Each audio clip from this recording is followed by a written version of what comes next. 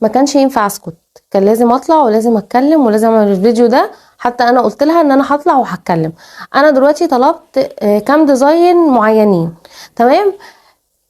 وشفت ونقيت واخترت وكل حاجه تمام، ووصلني الحاجات دي، وصلني دول تمام، دي فيها حاجات وهنا في حاجات. لما توصلني الحاجه بالمنظر ده فانا ما ينفعش اسكت. بص انا نقيت الديزاين ده، اخترته ونقيته تمام ووصلني.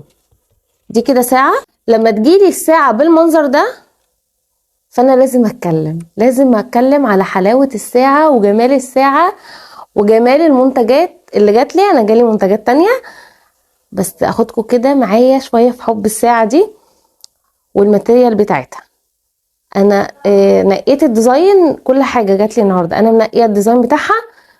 انا متوقعتش ان هي توصلني بالماتيريال دي وبالخامه دي، بالرغم من اسعارها رخيصه جدا.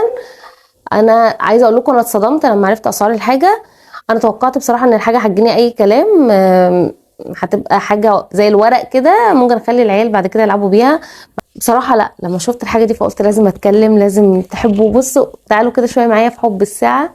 انا هصور لكم فيديوهات قريبه عشان برضو تشوفوا الحاجه والاسعار، مش قادره اقول لكم. بصوا طبعا عندهم اشكال والوان، تقدري تنقي الديزاين اللي يعجبك واللون اللي يعجبك، يعني لون الخشب اللي يعجبك تمام.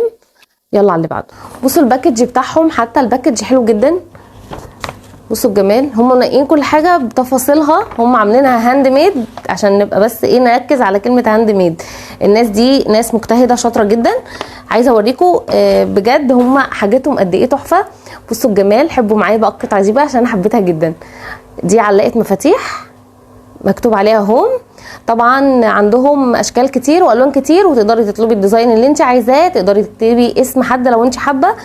بصوا كمان محطوط هنا دبل فيس قوي جدا، مكان ما بتلزقي الحاجه تنقي المكان اللي هتلزقي فيه عشان بتتشال بصعوبه، يعني تاخد كميه مفاتيح هايله.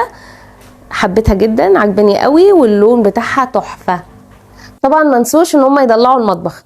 بصوا الجمال، عاملين القطعه دي للمطبخ مكتوب عليها شيف. الحلاوه كمان عندهم ان انت تقدري تطلبي اي حاجه بالديزاين اللي انت حباه بالاسم اللي انت حباه، ولو حابه تهادي حد وتحطي صورته عليها كل ده بيعملوه لك بالطلب. عندهم شحن الاسكندريه وعندهم شحن لجميع المحافظات. البيدج بتاعتهم اسمها وود بيكرز. عايزه اقول لكم ان انتوا تشجعوهم جدا لان هم كابلز لذيذ قوي، بيعملوا الشغل ده هاند ميد وهم لسه بادئين مشوارهم. عايزين كلنا نشجعهم. عايزه اقول لكم الحاجه تحفه، الماتيريال تحفه، السعر في الارض، هم بيبيعوا ببلاش، يعني والله العظيم يعتبروا بيبيعوا ببلاش. الجميل كمان عندهم ان انا ممكن اهادي اي حد باي مناسبه، اعمل اسمه وكمان احط صورته وتبقى الهديه قيمه جدا. وعايزه اقول لكم ان الحاجه تقيله مش خفيفه، يعني انت مش هتمسكي حاجه ورق، يعني الساعه والله تقيله.